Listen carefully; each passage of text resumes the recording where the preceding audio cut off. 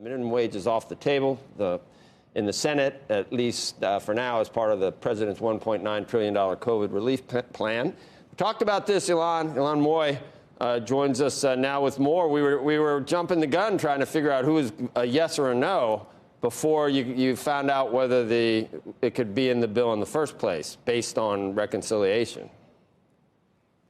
Well, that's right, Joe. The White House had clearly been bracing for this decision, but it was still a big blow to Democrats when they found out last night that they cannot raise the minimum wage as part of their COVID relief package because, as you said, it simply does not comply with the special rules that they're using to pass this legislation without Republican support. So now Democrats are regrouping. Since the rules only apply to the Senate, House Speaker Nancy Pelosi said that she still plans to move forward today with a vote on a version of the bill that includes the $15 an hour rate. And she said that Democrats will pursue every possible path in the fight for 15.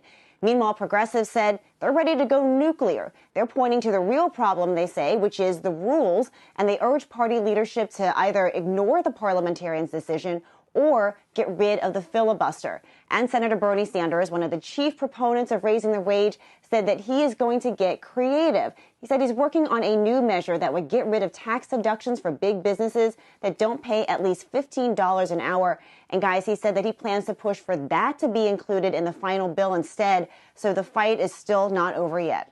Guys. Trying to figure out that a lot of big companies already pay 15. I don't know what he means by big, and it's some of the smaller companies that wouldn't work for anyway. So what are the chances of that succeeding, Ilan?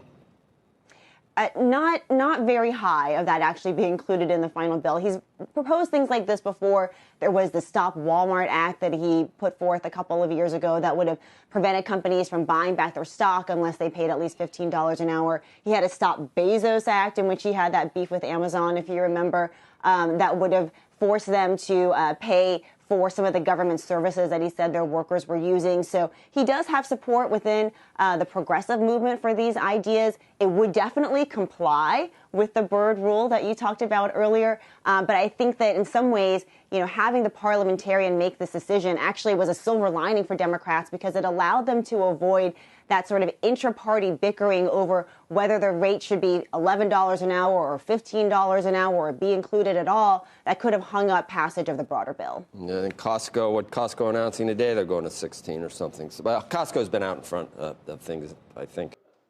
Shepard Smith here. Thanks for watching CNBC on YouTube.